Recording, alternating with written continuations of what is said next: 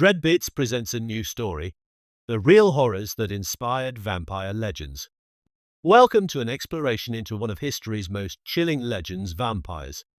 Before we delve into the real events behind the myth, let's set the stage. Did you know that vampire legends weren't always just spooky tales of blood-sucking creatures?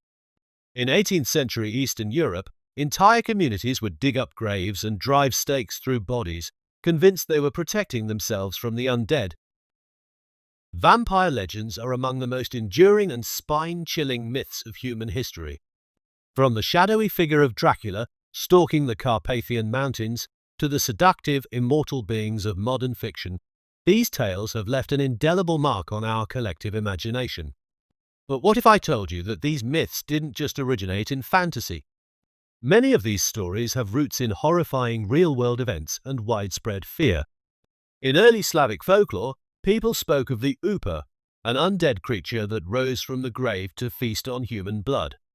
In Greece, legends of the Vrykolokas, a corpse cursed to roam the earth, terrorized communities for centuries. And in 18th century Europe, mass graves were disturbed in desperate efforts to stake so-called vampires. Could there be a grain of truth to these terrifying tales? Centuries ago, death was a far more visible part of life, and yet it was deeply misunderstood. Without modern medical knowledge, people misinterpreted the natural process of decomposition. Corpses appearing unnaturally preserved or showing signs of movement were often blamed for plagues, crop failures, and unexplained deaths. These fears fueled the belief that some dead refused to rest, emerging from their graves to prey on the living. The fear of vampires became particularly prevalent in 18th century Eastern Europe. In places like Serbia, Romania, and Hungary, paranoia spread rapidly, fueled by reports of villages where entire families mysteriously died after a single burial. The people truly believed they were being hunted by the undead. What caused this hysteria? Surprisingly, it often had its roots in natural causes and cultural misunderstandings. 1. Diseases. Outbreaks of the plague, tuberculosis, and porphyria, a rare genetic disorder causing sensitivity to sunlight, created fear and suspicion. Tuberculosis, in particular, was misunderstood. When one person in a family contracted it, others often fell ill shortly after. In their desperation, people believed the first victim had risen from the grave to siphon life from their loved ones. 2. Burial practices. Many rural communities practiced shallow burials. When graves were reopened to investigate a suspected vampire, the bodies were often surprisingly intact, a natural result of cold climates slowing decomposition. In some cases, blood oozed from a corpse's mouth or nose, leading to accusations of feeding on the living. 3. Historical reports. In the small village of Medvedja, Serbia, in 1725, a man named Peter Plagojewicz died, but was blamed for killing 9 villagers after his death. Witnesses claimed his body showed no signs of decay when exhumed, fueling fears that he had become a vampire. Villagers drove a stake through his heart and burned his body, believing they had saved themselves. The most eerie and famous case of suspected vampirism comes from 19th century New England during the tuberculosis epidemic. At the center of this dark tale is a young woman named Mercy Brown from Exeter, Rhode Island, later came to be known as the Vampire of New England. In the late 1800s, tuberculosis, then known as consumption, swept through rural America, leaving families devastated. The disease was mysterious and deadly, causing victims to waste away. To frightened communities, it felt as if some unseen force was slowly draining the life from one person to another.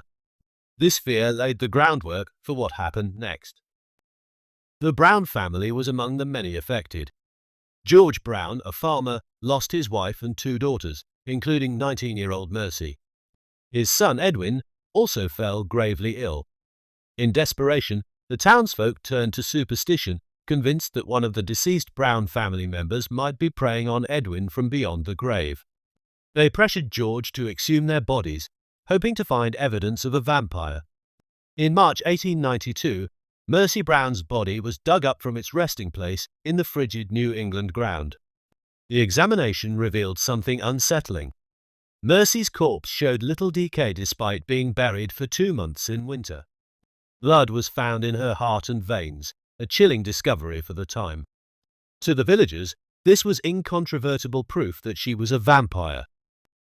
What followed was horrifying. Mercy's heart was removed and burned on a nearby rock. The ashes were mixed into a tonic and given to Edwin as a supposed cure for his illness. Tragically, the young man succumbed to tuberculosis soon after. While the grisly ritual failed to save him, it etched Mercy Brown's story into history as the Vampire of Exeter. Her case remains one of the most infamous examples of vampire hysteria in the United States. Some say that on stormy nights, visitors to Mercy's grave hear faint whispers carried on the wind, calling out for her family. Her tale lingers like a dark shadow over Exeter, leaving a single question unanswered. Was it superstition or something else entirely that led the villagers to such desperate acts? These real events reveal the fear and confusion that shaped vampire legends over the centuries.